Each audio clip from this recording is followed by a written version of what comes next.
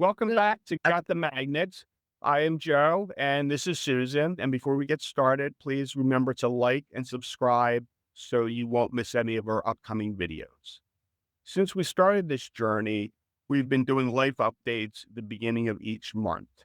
And we're demonstrating the skills that we learned at Toastmasters. And we figured what better way to have people ask us questions is to invite Toastmasters who have been our cheerleaders on this because everybody has different questions about what we're doing. So this month, I'm going to have our guest interviewer will be Robin Jenkins, who is a member of several clubs in the Toastmasters in the Richmond, Virginia area, including one of my clubs, Advanced Leadership Toastmasters. So at this point, I'm going to turn it over to Robin and see what questions she has for us. Robin? Well, thank you, Joe and Susan, so much for asking me to be your interviewer. I'm very honored to do that. And I just thought we would start out again. I know your story, but if someone just started looking at this video today, tell us what brought you to this point of being world travelers on a full-time basis. Okay, I'll start and then if you have anything to add. So this is something we've been thinking about. We've always enjoyed traveling. We've been married almost 32 years at this point. And since we got married, we've enjoyed traveling. We both worked two jobs. And so I had a full-time job and a part-time job. And what we used to say is the daytime job pays the bills. The nighttime job enables us to do things that we want to do. So we were able to go on some nice trips. But we've reached a point in our life where we had night savings. The house was almost paid off for. We had nothing tying us to the Philadelphia area. And we've still other people on YouTube and friends who pretty much have sold everything and just have become world travelers. And we decided to do this. And this wasn't a spur of the moment decision. We decided we were working this plan for about 2 years with a date involved with it. And I suggested it to Sue, and I think this was one of the easiest sells I ever had. Yeah. So it was very easy. And we figured our logic is that we had always intended to sell the house at some point after our daughter was grown, after our dog had passed away. And we were planning to move somewhere else. So the worst that happens is after a year or two, if we're not enjoying this, we can find a home somewhere else. All right. Thank you for that answer. Now, I know you've been traveling for almost 4 months now. So I was wondering if you could let me know, since we've had several other videos of the travels, what have you been doing in the month of December? You got this now? In the month of December, we have been to St. Louis, Missouri, and we did the Gateway Indoor Dirt Race Nationals. And that was the beginning of December. Towards the middle, we went on a cruise from Tampa to Belize, Cozumel, Rotan, and Costa Maya. And now we're in Disney World for about 20 days.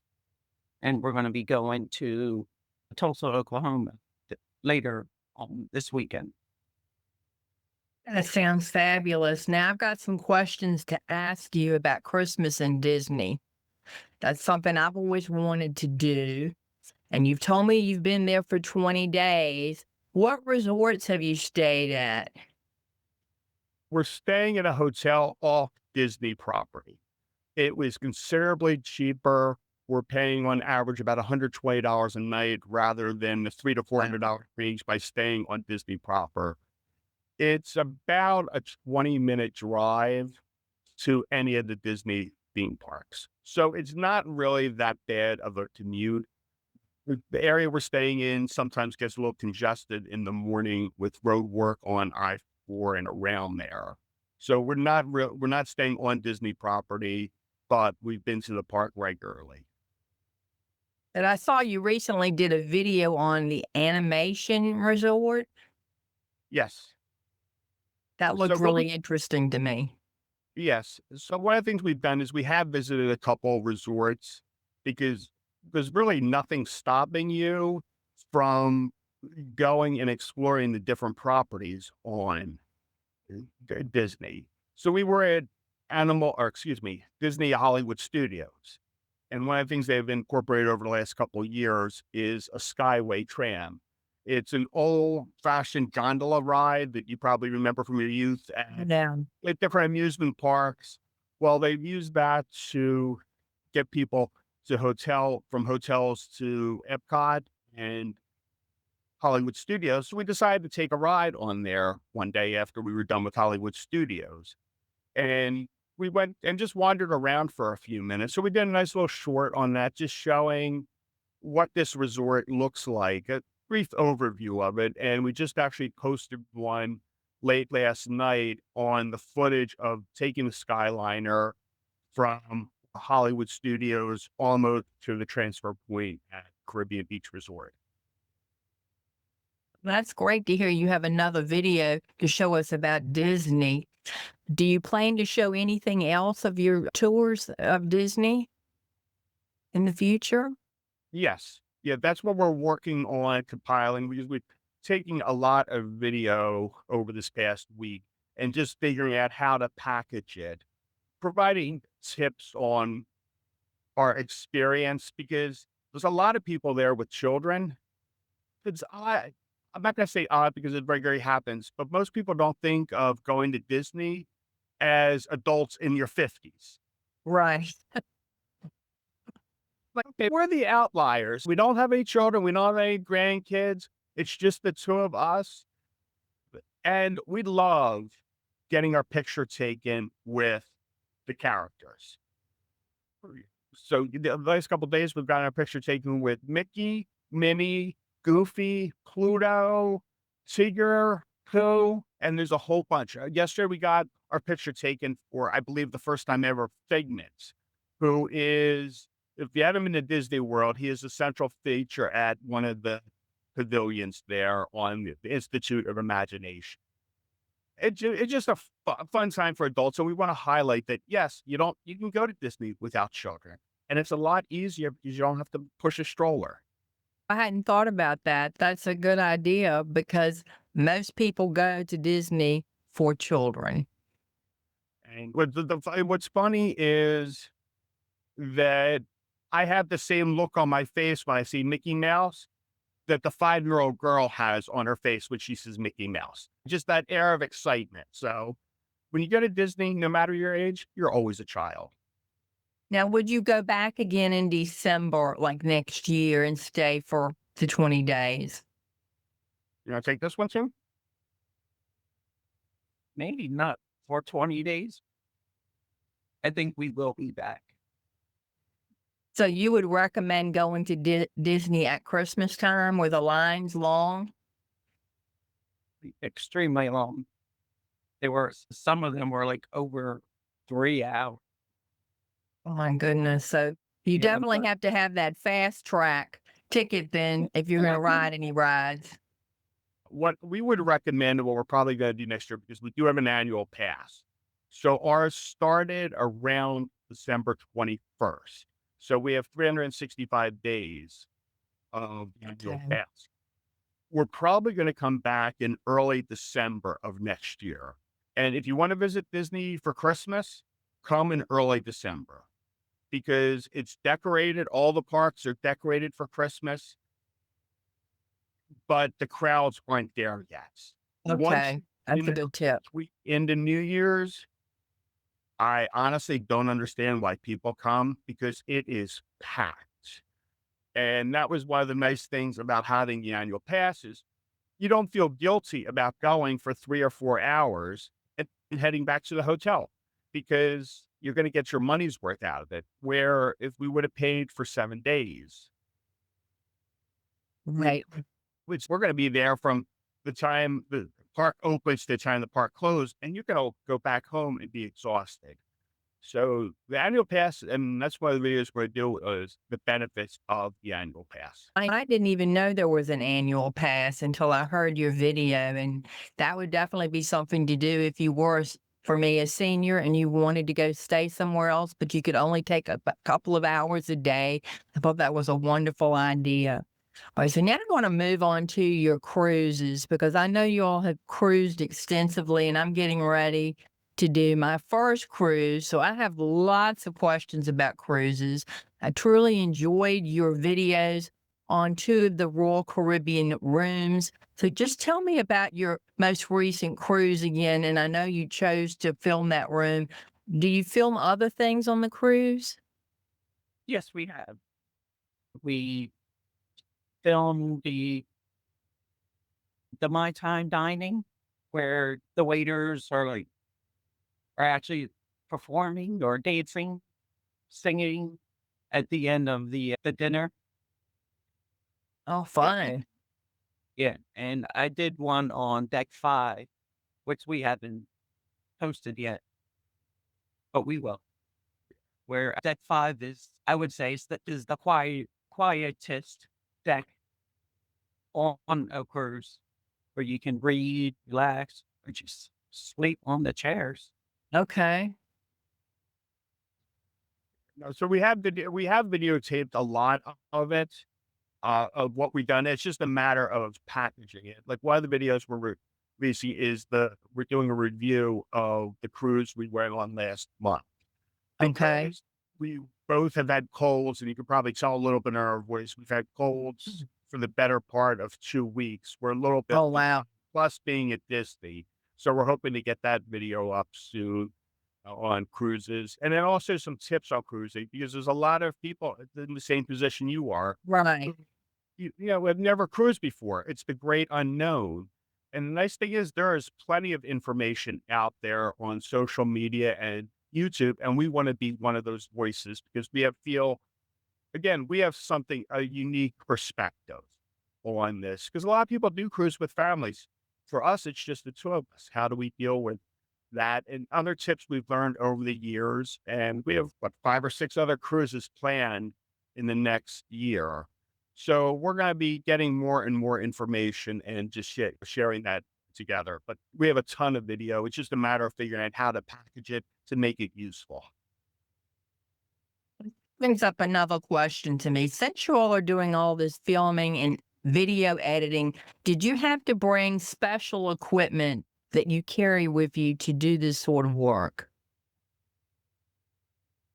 No, we're basically doing everything on our iPhone or our GoPro. That's amazing to me. And it's not even by far the newest iPhone. Once we can start making money from doing this and get monetized, we are going to upgrade to the newest iPhone, which means our video quality is going to be better. So again, please hit subscribe and help us get monetized. I'll throw in that little plug there. But it's really nothing. We're in a great age, and on the computer, we've been using the scripts, and uh, I've started using Clipchamp to help it edit the videos. That's why I've been doing the shorts on. And as far as storage, we've been using our GoPro as a thing for $50 a year, pretty much unlimited GoPro storage. And we've been using, excuse me, Amazon Photos to store, Okay. and that costs us a few bucks a month, but we have excuse me, we have high storage capability. So that's what we've been using. So it's really nothing too technical. We're looking at a couple other things, maybe the glasses where you can use them, glasses as a camera. We probably going to be getting them that way. It'll be easier to provide point of view filming. Okay. But it sounds like most anybody would be able to do these videos and edit. It's just a willingness to do it and Yes. experiment. Um, And yes, it's just a time commitment. And it sounds like there is a much greater time commitment to make quality videos than I know would have thought, because whenever I put something up, I just put it up. But you don't want to do that. So now I've got another question I'd like to ask you about food. Lots of people video food, their meals. Have you ever considered doing that on cruises or in any of your trips? I think we have on some of them. And especially on the cruise one, we're going to do a chef's table. We're going to talk about the chef Oh, table, wow. show the pictures of what we ate, and on the in the dining experience also we have some pictures of like our lunch that we ate, Right. waffle sticks and sandwiches that we ate. I was just curious because I know you see on social media a lot of times people photograph or video their food. And as a person that wants to go on a cruise, I would be very interested in seeing what does the buffet look like? What are some of these specialty meals look like? I think that would be Yeah, fun to that's what see. yeah, we generally do take photos of our food. However, this last cruise, because we were dining with other people, You couldn't we do were it. so well, we could if we would have remembered, but when we were sitting with other people, we're chatting and the conversation is going well. It's actually the meal is secondary. So we're involved in the conversation. So we didn't want to take the time or even think Right. about it in taking the pictures because it would have interrupted the flow of the conversation. It's just one of those weird dynamics of eating And with part other of this people. is having fun too. You want to have some fun while you're on these trips. That's why you work so hard for them. I was just curious. So you have gotten to meet probably a lot of very interesting people so far in these 4 months. Yes. Yeah. We've met people from all over the world. And usually, if you're at a place, you have something in common. Meeting people at the NASCAR track, we've done a lot of NASCAR racing over the 4 months, Right. and just chatting. And if they're there, they're NASCAR fans, so you can share your experience. What track have you been to? Who's your favorite driver? That type of thing. The conversations flow extremely well. And I did remark on a cruise. One of the nice things on the cruise, and be aware of this, at cruise, it's acceptable to eavesdrop on other people's conversations and then join in on the conversations. You need to use some tact just if something's overly personal, but if somebody's talking about, oh, I don't know, where this is, just jump in the conversation. And yeah, it really blends itself because people on cruises are generally extremely nice. You're gonna occasionally meet the black app, the bad app, but for the most part, the conversations flow extremely well, and you make new friends. That's great. And hopefully you've made a lot more contacts over the last 4 months. Yeah, well, we've had several people who have subscribed to our channel, but also we were sailing out of California. And we met this couple, just again, eavesdropping on a conversation at dinner. And we went Oh, having a very nice chat with them. Turns out that they live in the same town that our daughter lives in Georgia. oh, So it well, just proves what a small world it is. so hopefully you can see them again. Yeah. So they have our contact information. So feel free to reach out to us. So tell us about the Chili Bowl. That's the next thing you're getting ready to do, right? Is the Chili Bowl in January? Yes. You want to talk about that? I'll take that. So it's an indoor car racing in Okay. at event center in Tulsa, Oklahoma. It started several years ago and has gone on to be one of the biggest races of the year. It's essentially the Super Bowl for midget cars. Oh, So wow. it's a very intense. I can't remember. I want to say it's about a fifth of a mile track. I may be wrong on that, but if you picture racing on a hockey rink, that's in Okay. right. Yeah, they put dirt and pack the dirt down, so they're racing on dirt, but it's very narrow, and the racing gets extremely intense. We saw it on TV a couple of years ago and said that looks like fun.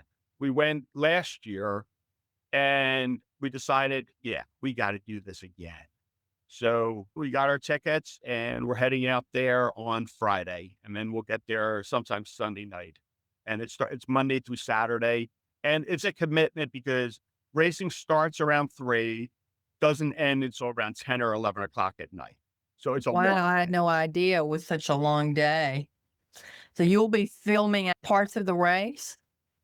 Yeah, mostly about the race. We'll have show footage from the race, more on what's it like to go. Because one of the things we learned last year is it's very dirty. Where we Okay, went I the thought it second would day, be. we went to Lowe's and we bought eye protection, a face mask, and earplugs because it gets very loud. If you're in the first couple rows, it's like being in the splash zone, but you're in the mud pellet zone Oh, where wow. you're actually getting pelted with mud pellets. So luckily our seats are back. We're just outside the pelt zone. So do you wear clothing protection or you just get dirty? We just get dirty. You just get dirty and everybody else is dirty too. So it Yeah. really doesn't matter. All right. One of the last on the last races that you went to that you did a really good video on trying Body Armor Orange Mango. Are you gonna Yes. try something like that at the Chili Bowl? Or I do they don't know. have things like that They to really do? don't have as much product activations at the Chili Bowl. It, Okay. what they have there is they do have a trade show outside of the racing area, but that's mostly racer focused, where parts for cars, safety type of Okay. thing, where it doesn't really appeal to the general population. It's more race centric on that. So we probably won't be doing anything like that at the Chili. Okay. That's fine. I wanted to find out what are your future trips in the next like February, March, April? What are you planning to do? So from Tulsa, we're driving back to Daytona Beach and we're going to a Rolex 24, which is a 24-hour race. So that starts at 2 o'clock on Saturday. I may be wrong on the time, but it starts Saturday afternoon. They run all night and then it ends at that same time on Sunday. So some people actually spend the entire 24 hours there. They sleep in the grandstands. They sleep where they can. We're probably going to head back to the hotel like we did 2 years ago, where we left at 10 p.m. right after the fireworks, which were featured in, if you've seen the movie F1, the part of that at that race and the fireworks you see in there were actually filmed at the Rolex 24 in 2024. But so we went back to the hotel room for about 4 hours, woke up, headed right back. So we did get a couple hours sleep, but it is a long day. But the thing, we're going for 4 days. So Thursday and Friday, you get to go into the pit garages. You don't get to go in the garages, but you go in the garage area. And Thursday, Okay.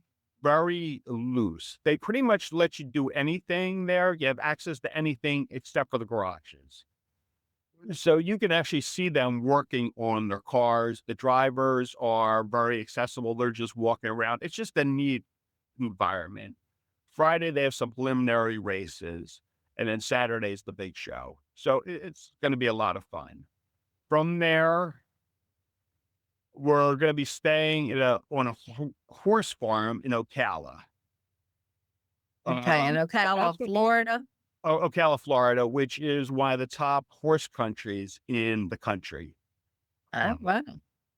so there's a lot of, so found on vacation rental by owner, a nice little place. They have a guest house on a horse farm. So that's going to be, we're going to relax. We have nothing planned. We're going to work on some videos, try and get caught up, trying to get some stuff in the pipeline because February is extremely busy.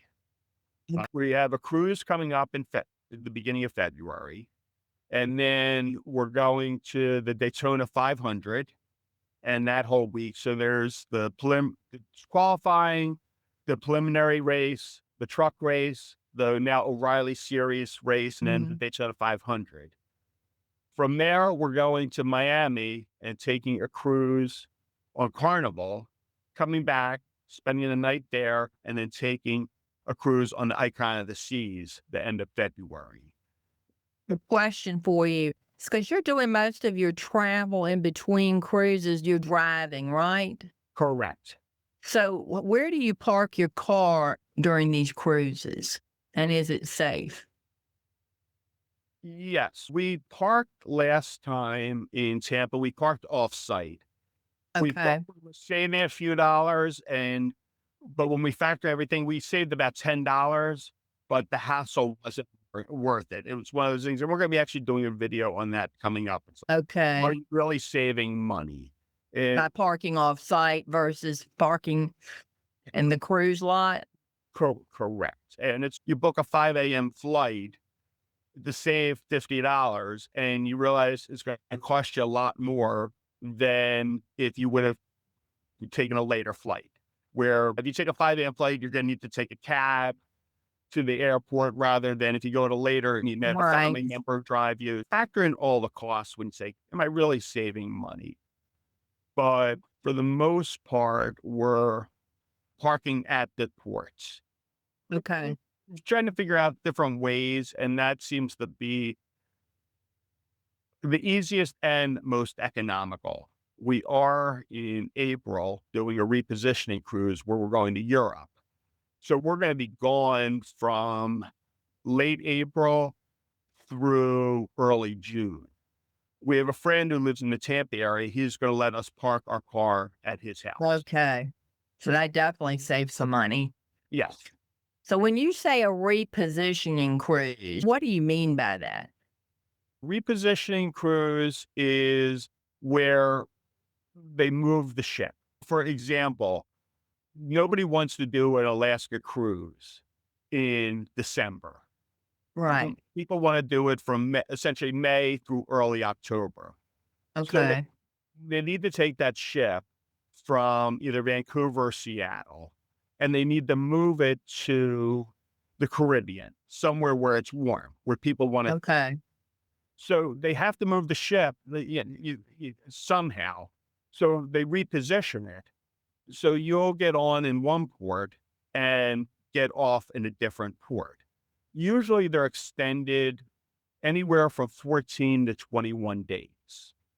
Okay. So they're fairly cheap on a per day because the cruise line is just looking to recoup the money for your food and that. You're paying your incidental expenses. Also, there's a limited number of people who can take extended cruises like that, Right. want to do it. Because if you have a full-time job, you have a family, you can't really take 2 to 4 weeks off of work Right. in a row. So it's a very limited thing. So it's usually a very economical way to go on a cruise. Okay. Because I have not heard of that before. But they don't advertise it as a repositioning cruise. They just advertise it from going from one point to another point. Now, if you do a search, some of them, the search engines do a repositioning. Some of them, I know Royal Caribbean, they have transatlantic and Pacific cruises. So Okay. the ones going from Europe to the United States or vice versa, that's transatlantic. And there's some ships that sail from Australia and Southeast Asia that'll come back to the US. We actually have one planned for 2027 going from Australia to San Francisco. And I believe that's a 20-some day cruise. So when you plan out cruises so far in advance to 2027, do you get a better deal on the cruise because you've gone ahead and started paying on it? Yes. Generally, if you book a cruise when they first open up, you can generally get some good rates. Sometimes they will lower it. And you can also sometimes get some deals on last minute cruises, but it's like shopping at the clearance rack with the rooms. Are You, gone. you can't be choosy with what you get. Where if you book in advance, you can get the type of cabin that you want. So there is a lot of advantage to doing that. Why we booked the 2027 one was it was only a $50 per person deposit. Oh, wow. So we said, even if we decide not to go, we're losing $100. it was Like, that's a great deal. well worth the gamble. So are you primarily Royal Caribbean and Carnival cruisers, or do you cruise other like Princess or Norwegian? You want to take this one? Or? We normally just do Royal Caribbean. We do have status and celebrity and carnival. So Okay, great. So that gives you some additional perks, I assume. Yeah. Yeah. So we're almost diamond, which that's really where the good perks kick in. Right. The Royal Caribbean. And then they have a crew because they're owned by the same people who own celebrity cruises. So Uh-huh. they have status match. So we'll get both on there. Carnival, we have mid-grade status on it. We do want to go on MSC. That's one of the things Sue wants to do is try out an MSC cruise. She's Mediterranean shipping company, I believe. Right. Primarily known as a freighter, but a couple of years ago they got into the cruise industry. So she's wanted to go on that. Princess, we have never been on a Princess cruise, but her family, a regular Princess thing, they like it. And we've met a couple other people sailing who say a very favorable impression of Princess.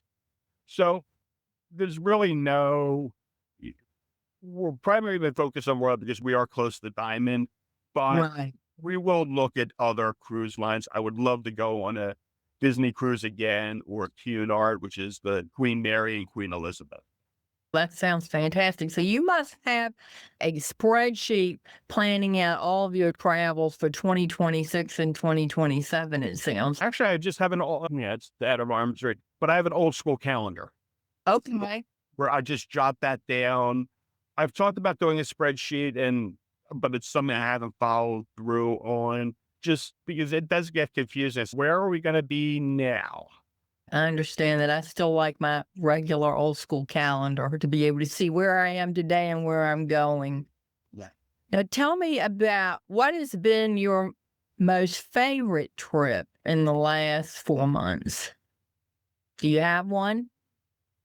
Yeah, since we've been doing this. Yeah, since you've been full time travelers, what's been your most favorite trip?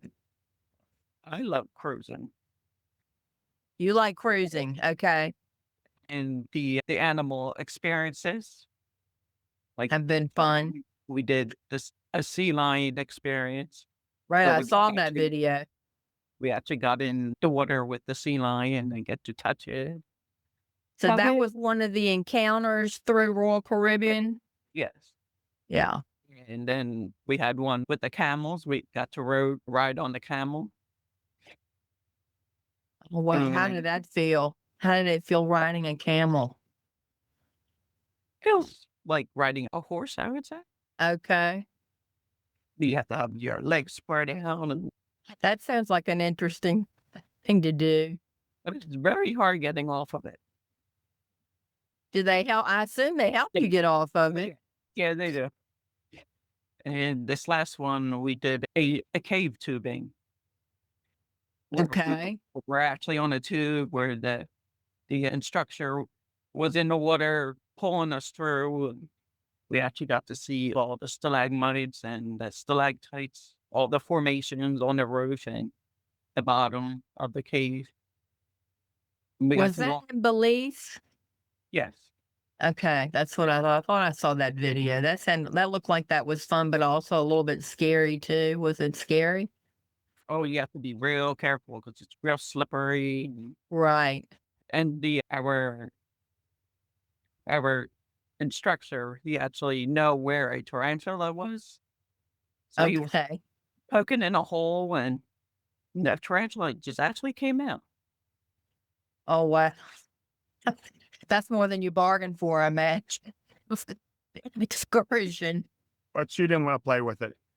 No, I don't think I would either. What Well, lessons have you all learned through these first 4 months of being world travelers? we'd say that can't be picky on what we do. We have to just settle down like weeks at a time instead of doing like from week to week.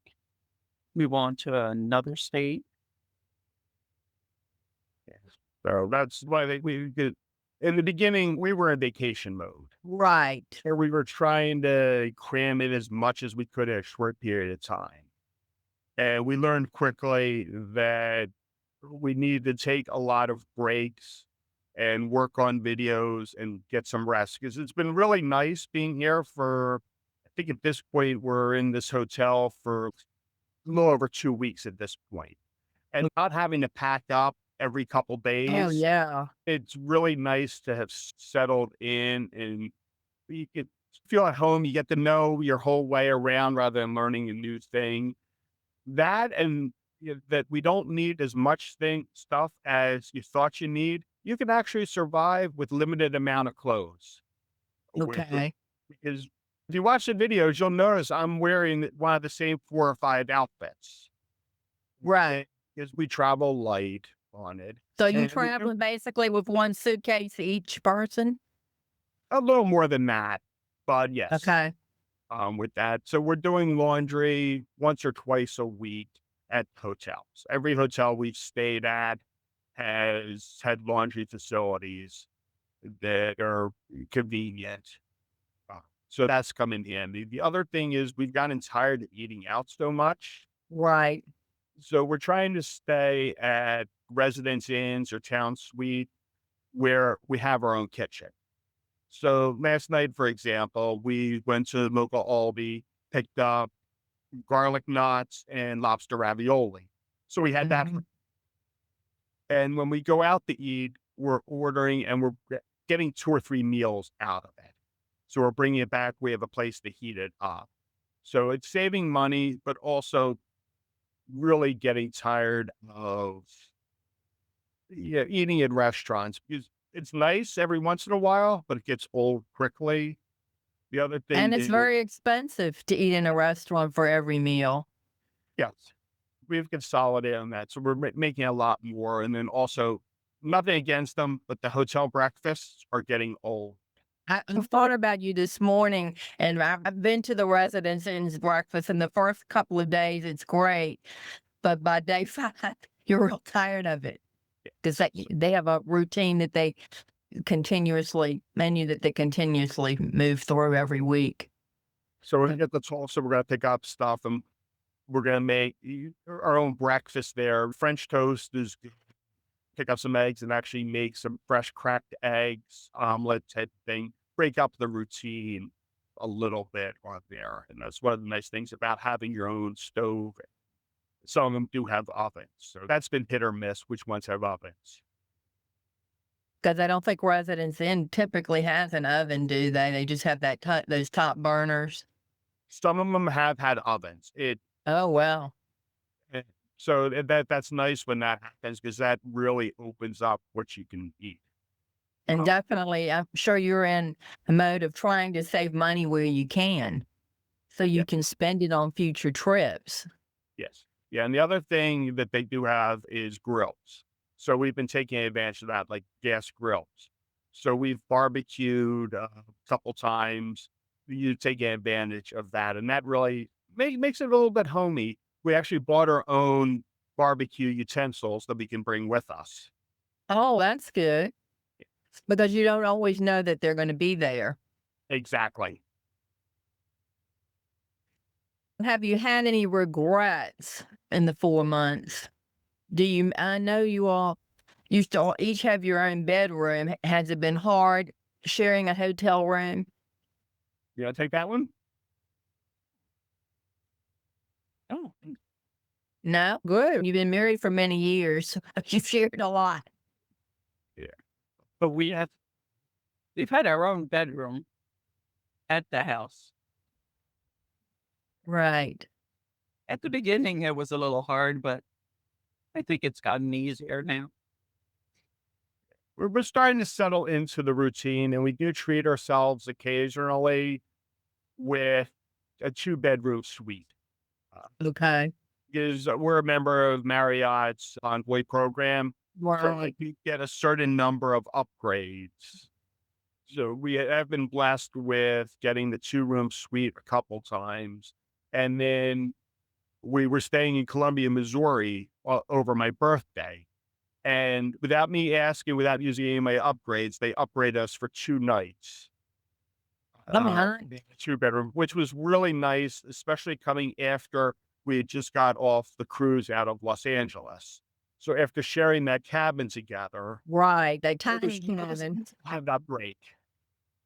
That sounds nice. So have you found Marriott easy to get upgrades from? Do you ask every time you go in and check in? Or do they just Mm, offer them? They've offered them occasionally. I'll book the room that I want. Like this weekend, we're traveling to Tulsa. We're staying in Arkansas. And for Okay. $20 more, instead of having a basic room, they had the two-bedroom suite. Oh, So for sure. You're going for that. it's well worth the $20 rather than burn one of my, because sometimes those upgrades can be $50, $100 more. Right. $20, I'm just going to be assured we're going to get the room that we want. So we'll have some space, especially after spending the last 20 days in the same hotel room. And so do you use your Marriott points to book rooms too, or are you just building your points at this time at Marriott? Sometimes it depends on, there's been times where we want to stay or need to stay in this specific area, Mm. and the hotel rooms are $300 to $400 a night. But for points, they're considerably cheaper. So I'll use the points for there. So I use it strategically. Okay. But for most of our common travel, where we can get a room for between $100 and $150 a night, which is pretty much where we're aiming for, we'll just pay cash out of it. Or we'll just put it Okay. on the credit card. And this way, we're gaining more points on it. Right. And we're putting on with the American Express credit card for Marriott. So we're Okay. gaining miles, and we're at the titanium status. Oh, So we're, fantastic. yeah, so we're getting, like, I think it's 8 times the point values or some number. So it's really giving us a nice little bump on that. So I think last year, including the bonus nights, I think we stayed 127 nights on Marriott properties. And that's only part of the year. So this coming year, you'll have way more than that. Hopefully, we're taking a lot more cruises this year. Right. And then also we do have a couple Airbnb vacation rental by owner type properties we're going to be staying at. So we're probably going to be in the 150 range this year. Okay. Are you having fun in your travels? That's great. Yeah, most days we're having fun. Like overall, it's been a really good experience. There's been days, maybe not. And it's just because it's sometimes getting routine. Some it's just in the long travel days. There, The long driving days that you've yeah, been doing too. yeah. There was like one day coming back from California, we mapped it out, and it was the best way to do it was a 12-hour driving day, and it rained most of the time. Oh, wow. That was hard. Was I having fun that day? No. Other times where we were driving through Arizona and it was sun, but not overly sunny. And just the way they were reflecting over the rock formations and everything, I'm like thinking, wow, this is our life. We can go to these type of places. We can decide where we want to go. So am I glad we did this? Yes. But is every day wonderful and delightful? No. But overall, extremely happy. You look like you're both extremely happy, and I'm so happy to see that because it sounds like a fabulous lifestyle, one that you have to be brave at and willing to accept change and go with the flow. Yeah. It's not for everyone. And we're realizing that because we tell people about this. And there's a lot of people who say, I could never do that. And I understand there's people who they love their house. They love having that conformity. They like going on vacation, but they miss having a base. What we're going without a tightrope here, or we're walking a tightrope without a safety net here. So it's not a lifestyle for everyone, but for right now, it's working for us.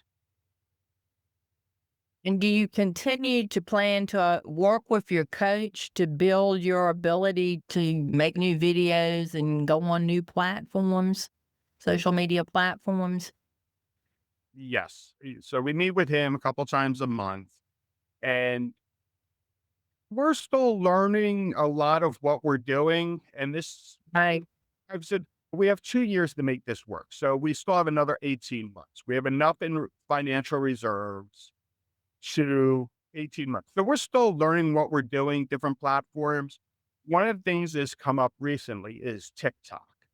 Yeah, I wondered about that.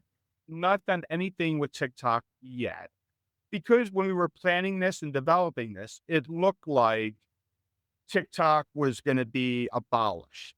Right. So we didn't bother learn. But in talking to other content creators as we go around, they are strong proponents of TikTok.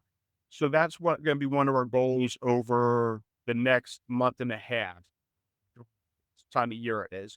But over the next, by the end of February, in developing a strong TikTok presence, because I think that's going to help fuel our growth. We will bring in newer, younger viewers that look at TikTok all day long.